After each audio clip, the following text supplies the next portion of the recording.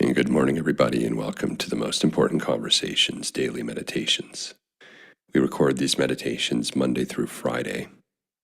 The overarching theme of our meditations is liberation, specifically liberating oneself from your conditioning, so that you can step into your power as a creator of your own life, a creator of a life by design, as opposed to merely tolerating a life by default.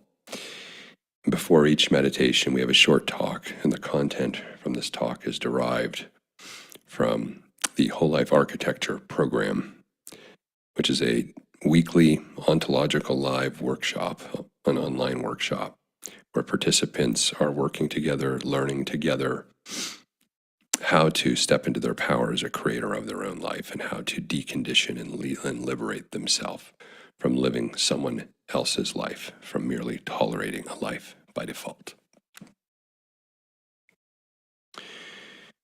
We've been talking a lot about creativity over the last couple months, and we're going to turn our direction to some more esoteric and philosophical thinking around what underlies being a powerful creator. And one of the things that is essential in order to create a life by design, to be your own creator of your own life and to no longer be operating from your conditioning, is this idea in the Taoist tradition of no forced action. This idea is an idea that works on the level of energy, not on the level of doing. No forced action in the Taoist tradition is known as Wu Wei. Wu Wei as a way of being, or no forced action. And this is counterintuitive in our consumer way of living. We've talked before about how we in the West, in particular, in the current economic model that dominates the world, is a consumer economic model. But consumption isn't just the consumption of goods and services and things. We as consumers have been taught to become consumers because we're naturally, innately creators. But we as consumers can consume energy, ideas, space, time, things, of course. Consumption is when we're going outside of ourself as opposed to creating from within. It's externally focused. And this idea of Wu Wei clashes with the consumer approach to living, because the consumer approach to living also celebrates this rugged individualism that comes from the perception that because you can consume the things that you need, that you are an island unto yourself. And one of the things that comes with this rugged individualism and this belief that you don't need anyone, that you're an island unto yourself, is this idea of massive action or forcing one's will, as though forcing one's will is part of the creative process of creating a life by design. It is not. In fact, the forcing of one's will, whether you're a business owner or whether you're doing it to climb the corporate ladder, or whether you're doing it to force the relationship of your dreams, to have it your way in relationships, or whether you're trying to force your body's optimization through biohacking. This culture of forcing things that we have in the West, which is directly related to the consumer economic model, because part of that model relies on goal setting, relies on predicting almost the future without having any of the controls around the variables around how the future would show up. I've said so many times, I pity the companies in 2019 who were raising money or even just providing, projections of the future of their company and how well their company's going to do and the things that they're going to do in order to achieve that success. I pity these companies because they ended up running right into the wall of a global pandemic.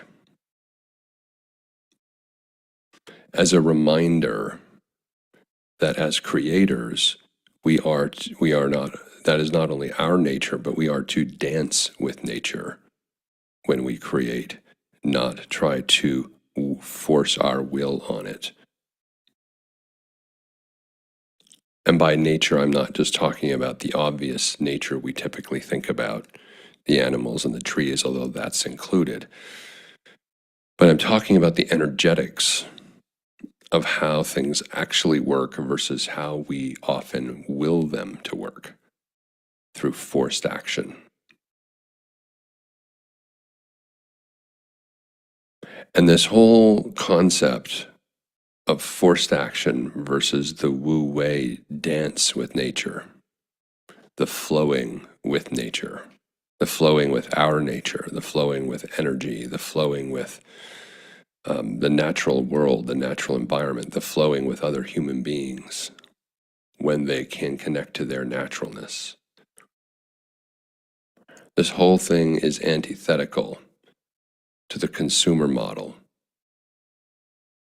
of control the variables.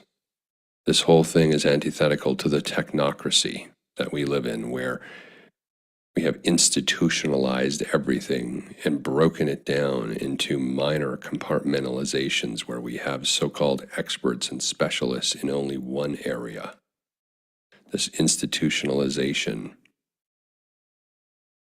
of how we have all of these specialties, but no one is a master of the whole, misses some critical elements for human thriving. And in this case, human thriving is directly connected to human creativity, the ability for humans to create, to express themselves, to play, to imagine, to envision, the things that came innately to us when we were young children. Effortless. No one had to teach us how to do that. They, on the contrary, had to teach us and condition us how not to play, imagine, envision, etc. So we're in a culture that is anti-naturalness, anti-flow, anti-energetics. We're in a culture that wants to force its will as opposed to learn how to create. We're in a culture that, in forcing its will, is in a perpetual negotiation with itself and with others to try to get the most out of a finite situation, trying to get infinite money, infinite power, infinite results out of a finite world.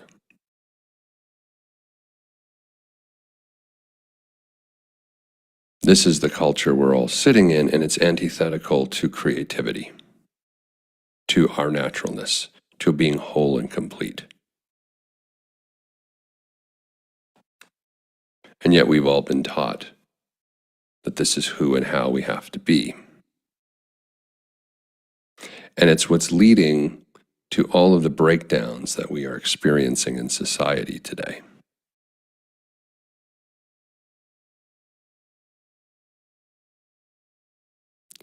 Because when we disconnect from our naturalness, when we disconnect from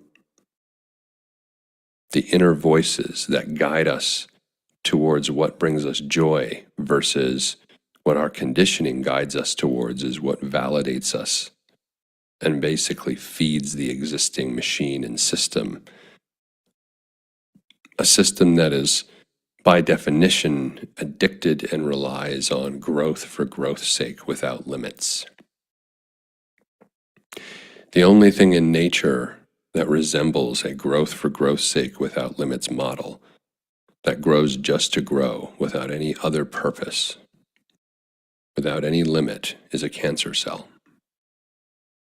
We have a cancer cell on our planet for an economic model, and we have all been trained how to be supporters and in the service of this cancer cell of an economic model, which leads to everything about who and how we show up because it's been designed that way.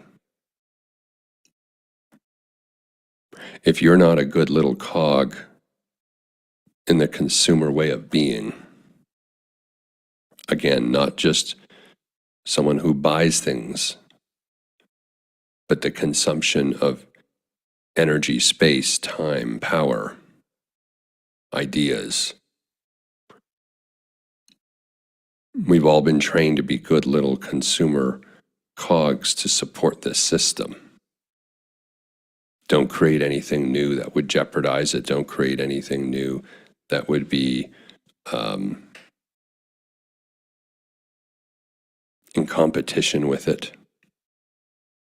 Even though apparently competition is part of the value set of the forced action, consumptive way of living.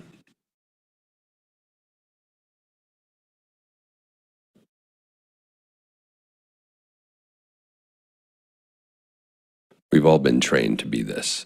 And how it shows up in your individual life is that you end up consuming your life and forcing your will in your own life.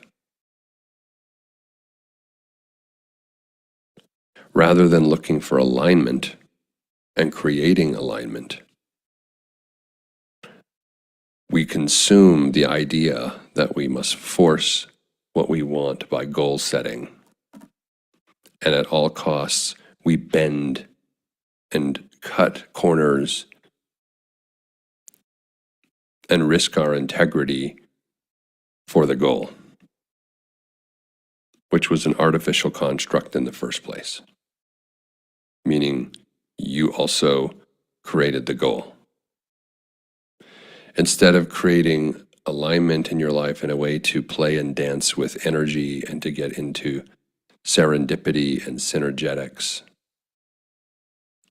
synchronicity, alignment with who you are and what wants to flow in and out of your world. We force things obtusely.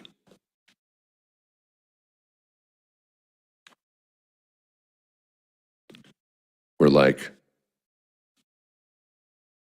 not intricate. We're not precise. We're blunt. We're like a blunt instrument that just wants to force our way, the proverbial bull in the china shop. And in many cases, even the thing we're forcing doesn't even align with us because we've consumed the ideal behind the thing that we say is so important to us. We're trying to create a society through this consumer model that we've had for the last 100 years, but I believe is starting to crumble and fracture. But we've tried to create a society that is sort of supportive or found a foundation of this model so that the very, very top of the pyramid that we've created, the best players in this consumer economic model game can get wealthier. I was listening to a great podcast recently. I encourage you all to watch it. It's called I've Had It with Jennifer Wells. And she said something that I thought was incredibly profound, and it was sort of just in the middle of a 30 or 40-minute post that she did. We're starting to hear people talk about how the emergence of hundreds, almost 1,000, probably over 1,000 now, billionaires around the world. It's starting to wake people up and have them ask the question, is this normal? I believe in around the year 2000, there were something like 11 billionaires, and I think we're just under 1,000 now in only 25 years. And what Jennifer Wells was talking about is the conditions that surround the emergence of this billionaire phenomenon, which is driven largely by antisocial and antisocial and disconnected individuals from themselves who become these billionaires. And she said this. She said, we need to stop treating billionaires and ultra-wealthy people as though they're geniuses, equating money with intelligence, because it's not the case. She said, instead, we need to start to see that anyone who amasses this amount of money has a mental illness. One, because they're hoarding it. Two, because who they had to be in order to amass that kind of money is someone who could take advantage of, manipulate, and abuse people, because it's the only way that you can actually amass that kind of money is by being able to grift off of the people who are your workers and your employees and the people who basically are the shoulders you're standing on. And to be that kind of person, to be able to take advantage of that many people, to hoard that much money, is a mental illness, is what she was saying. Now, I bring this up as a symptom, not as the point of the talk this morning, but a symptom of a broken way of being. Our economic model, this consumer economic model, which has taught us, which requires us to have been conditioned to consume all of life, to not be self-generative from within, to look without for who we should be, how we should be, why we should be. I bring up this story because it is a symptom. It shows and demonstrates how everything is created, that even the existence of billionaires is systemically created. We can create a different system and a different structure that is more based for human thriving than human hoarding of the few. But again, it doesn't just happen with money and things. This is a mentality of forcing one's will and not adhering to the wu-wei principle of no forced action and going with the flow and dancing with reality, dancing with energy, dancing with each other. That's more of a thriving approach, the wu-wei approach. It wants to feel in each present moment when you're coming from that approach. You're spontaneous. You're not goal setting. You're not attached to some artificial idea of what you're working towards and then bending yourself and your integrity and grifting off of everyone else in your way in order to accomplish the goal. What Jennifer Wells was sharing is about a symptom of what we're talking about, how the human being becomes corrupted when we are in a consumptive model, and we thrive and we're alive when we're connected to our creativity. And so this wu-wei approach is a fundamental aspect of connecting to the creator within and being a creator. And it's very different than the way we've coordinated and orchestrated and conditioned ourselves in our society. It's very different than the systems and structures that have been set up to reward people who take advantage of other people and have no limits to the growth that they're seeking for themselves, all the while we are stealing from everyone else.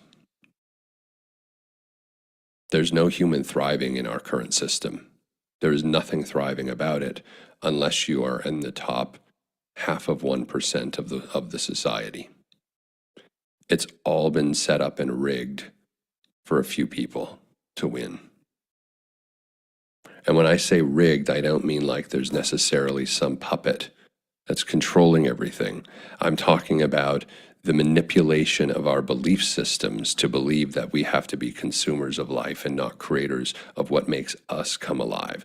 We have to be cogs in a wheel that is supportive of the few powerful, as opposed to us having a more flat type community and society where everyone gets to thrive. These are the physical, real manifestations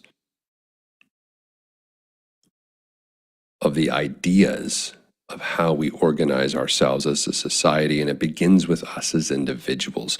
Will you be a creator who operates from a no forced action, wu-wei approach to your life, where you're flowing and dancing with life, where you're creating with others, where you're working together in collaboration, creating what's possible for yourself, for your community, and for the world, or you continue to be sold this lie and buy into this lie of this rugged individualism because you believe you too might be billionaire 974 next year.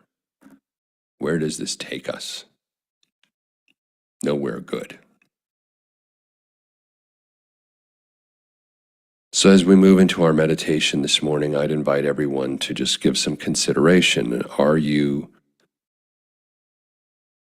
living your own life from a place of spontaneous, creative, wu-wei living, no forced action, connected to the moment, feeling into the moment?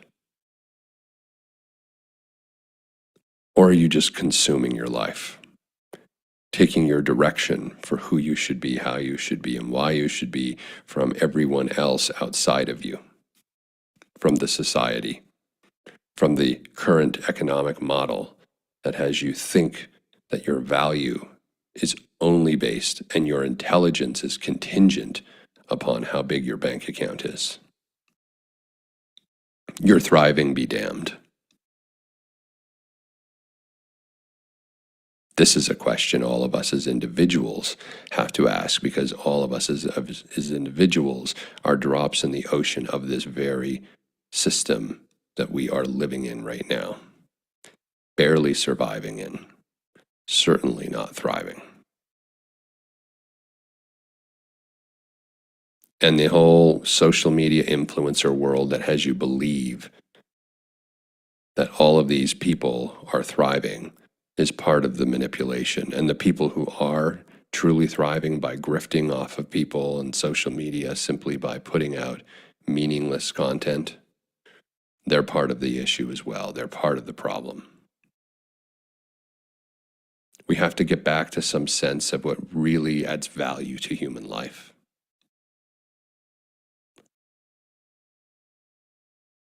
And we have to give consideration to more than just our own momentary high that we can get in this consumptive model. Ask yourself what part you are playing in all of this.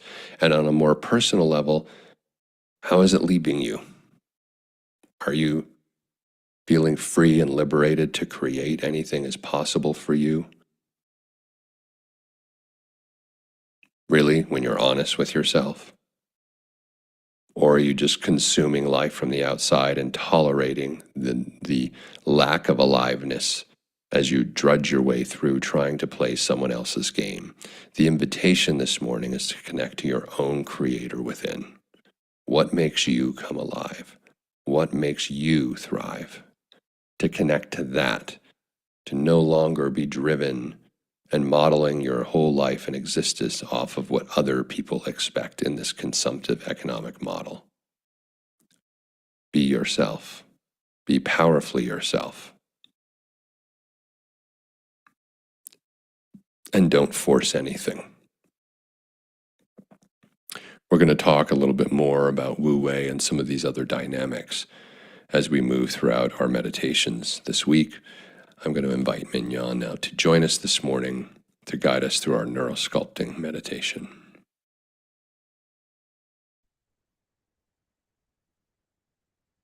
Powerful thoughts there. Okay, welcome to today's neural sculpting meditation. You may hear me spell out words or dial things up or down along with fun imagery, all by design as part of the neural sculpting meditation process. A process that helps calm the nervous system, prime the brain for creating supportive ideas, and gives you agency in how you move through life. Practicing this meditation can be supportive in reinforcing desired outcomes and creating lasting shifts. Let's get started.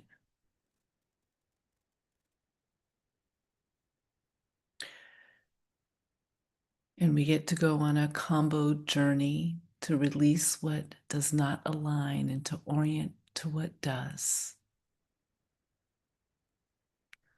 And in this meditation, we will settle the body and make this all real for your internal landscape. And we'll start with a little permission to let your mind wander, to do what mind does.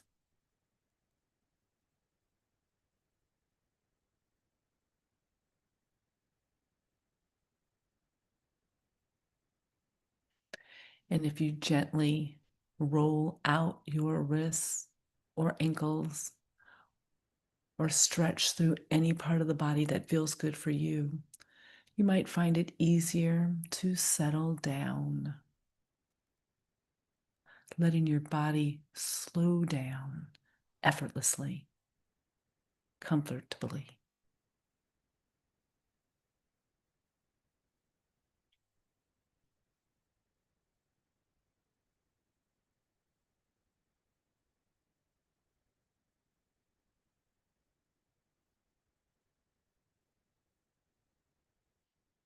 And that settling might come as a deep breath in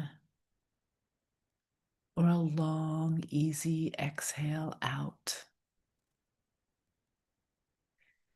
It might show up as a sigh,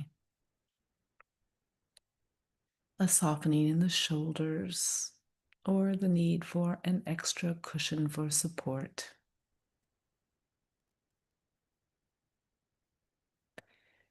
And here it is, your body in this moment, nowhere else but right here. So, how much more could you get here?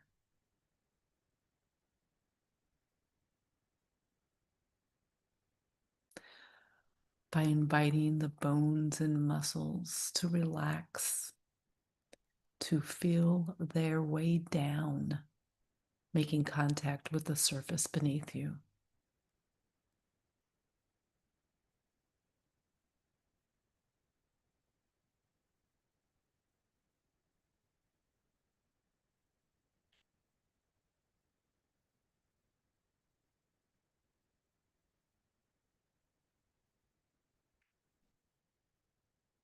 Right here, right now, you might notice if there's any lingering tension, maybe in the jaw or face.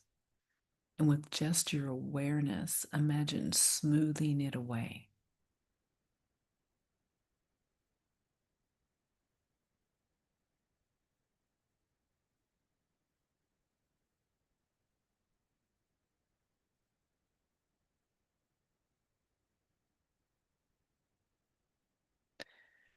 Your heart's beating, your organs are functioning, your breath is breathing, all things happening in this moment to support you in getting comfortable.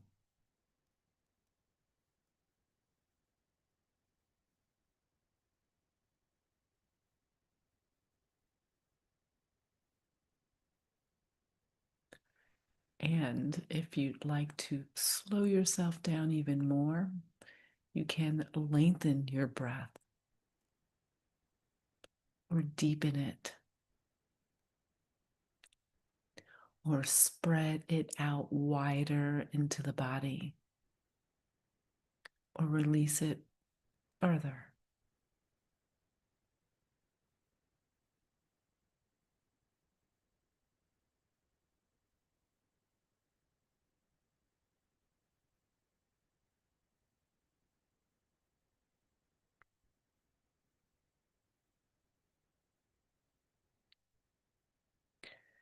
Breathing in and breathing out, allowing yourself to slow down.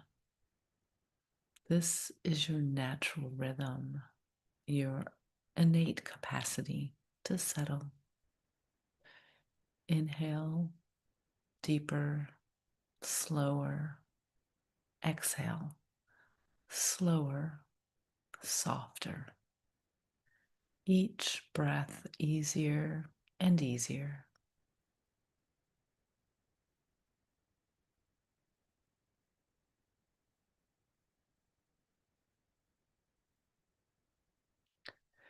And in this moment, you might notice things around you that are adding to your comfort. Maybe a pleasant scent or pleasing sounds. Perhaps a nice texture against your skin. What do you notice at this moment that's adding to your comfort?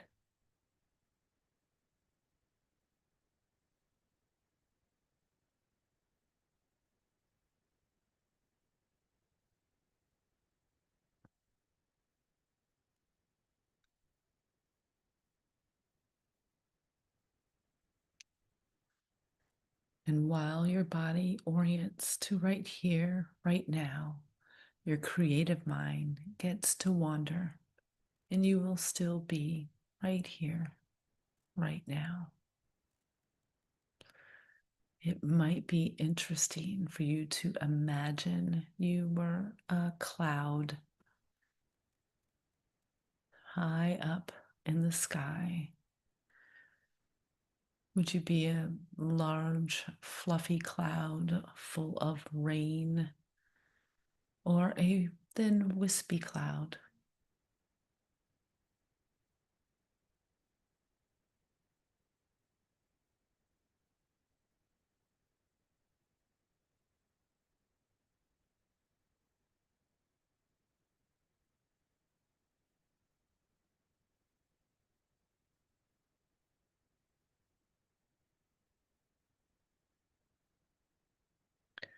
Or it might be more interesting instead to imagine a rainbow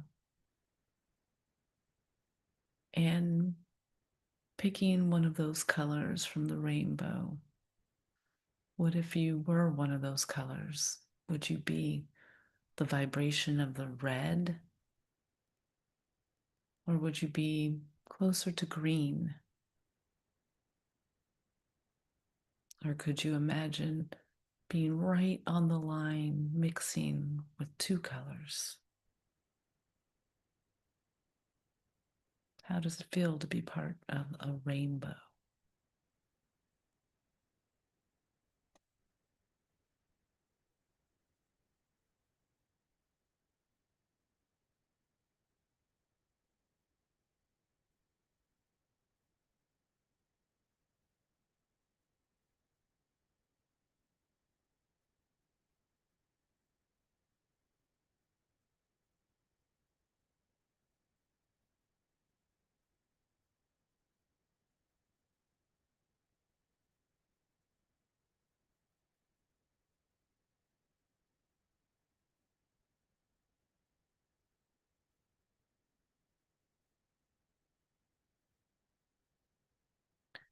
Your creative mind is awakened and your body is right here supported.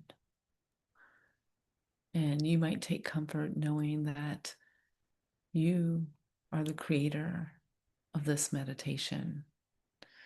You are welcome to embrace or discard or adapt any of my suggestions. You get to write this story, a story where you get to orient yourself to something wonderful. So wonderful that you can also release what you are ready to let go of. So, if we will start by bringing to mind a concept of word that feels so good to you. This might be one you've already used in a meditation or something brand new, a word or idea, maybe a mission. It could be a simple word like JOY or clarity,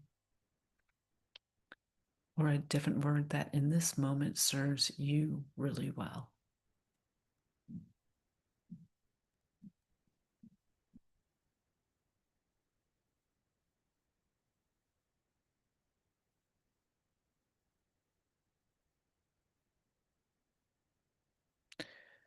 What does creative mind notice what this word could be if it could be anything?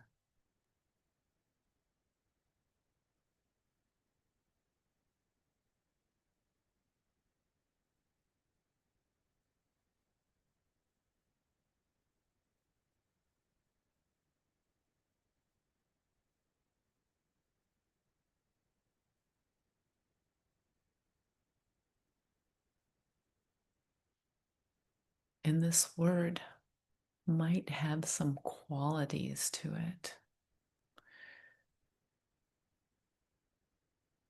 It might have a sound or tone, a vibration. Maybe it sounds like an instrument, like a guitar or a piano. Or maybe it has a natural sound, like that of the ocean or a breeze through the trees. Or maybe it's a favorite song, or it might be something else.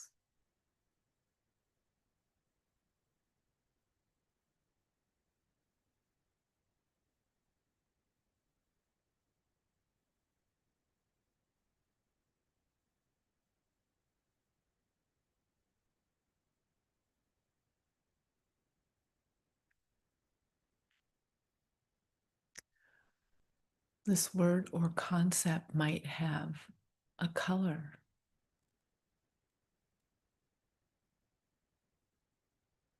Maybe it's purple or green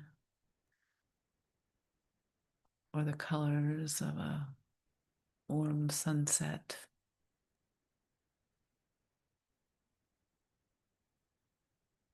What do you imagine?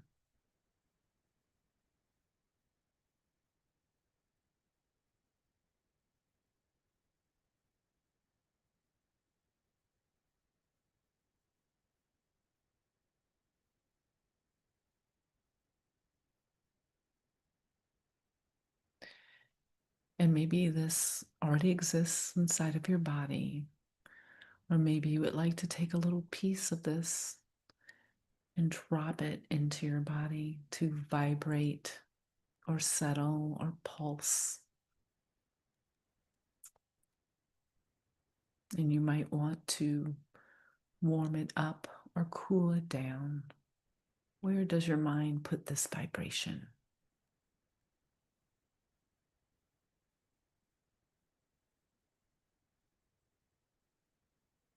You might imagine putting it in your hands or placing it in your heart. Maybe you want it in your eyes or your throat. You get to choose wherever it works best for you.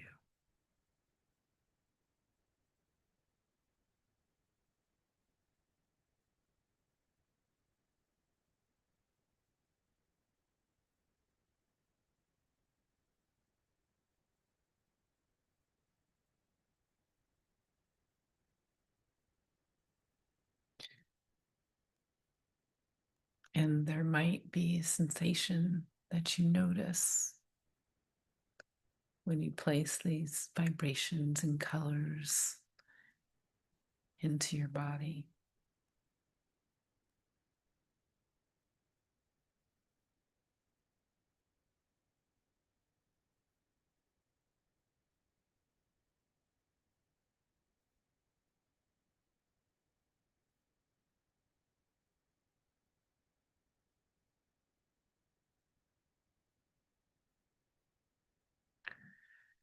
And this might unfold in a way you observe in this moment.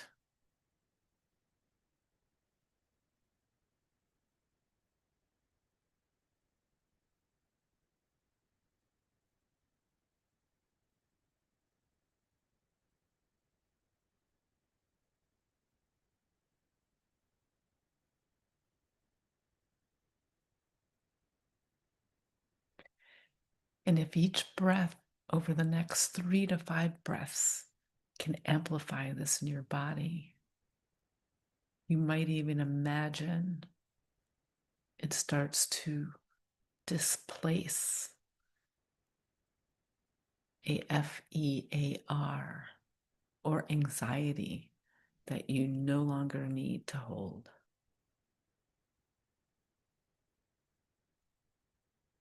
Maybe the filling up of this positive vibration allows some contraction or density or words to ooze out of your space.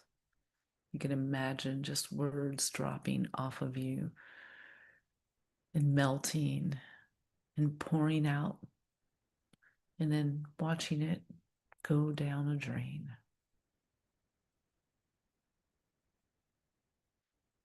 Or better yet, you might release this by shedding it right off like an old skin.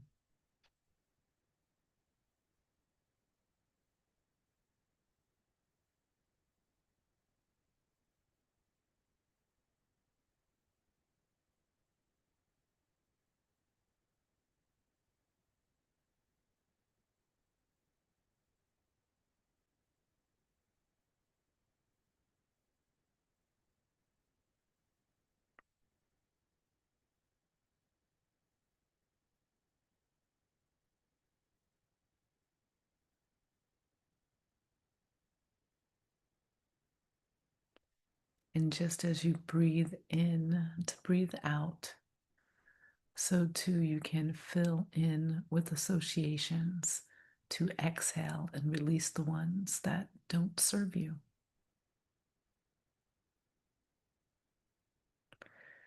And all of this creative thought may cause sensation that's now associated with the fill in and the release, the in and the out.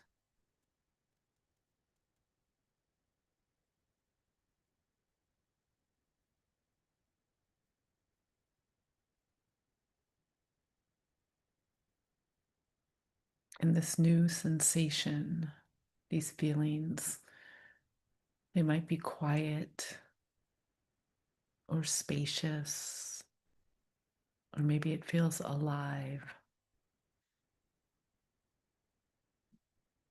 or maybe warm or cool. What do you notice?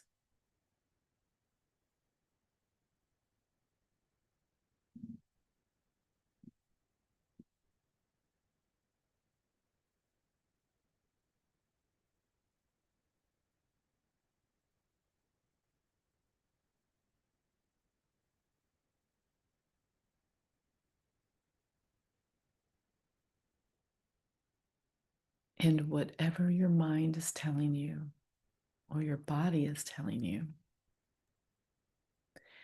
this is a moment you can choose to remember, a state you can choose to remember. And you can remember it by placing your non-dominant hand on the part of your body most resonant.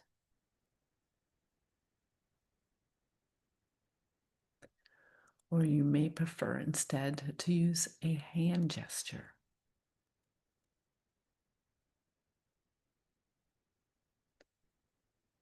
Or you may even imagine a scent that you can breathe in that would help you to remember this particular moment.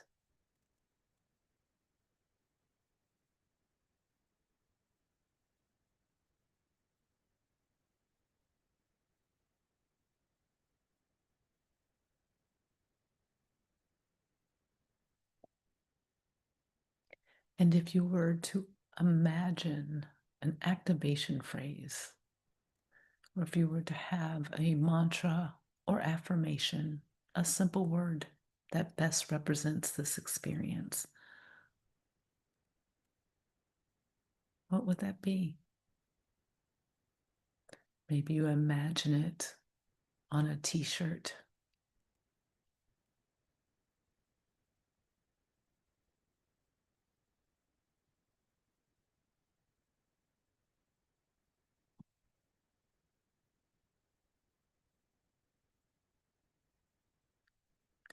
And you might remember that your body listens to your mind just as your body has listened to your mind in this meditation. And how wonderful that you can invite this to be the backdrop of your inner landscape, just as your breath is the backdrop to all moments. And you're invited to explore your intentional concept or word, the colors, vibrations, and spaces created in your inner environment. Every time you place your hand or use your gesture or think of your scent, even as you slowly start to return your attention to your body in this space, gently opening your eyes and noticing the room around you as you end your fill in and release meditation.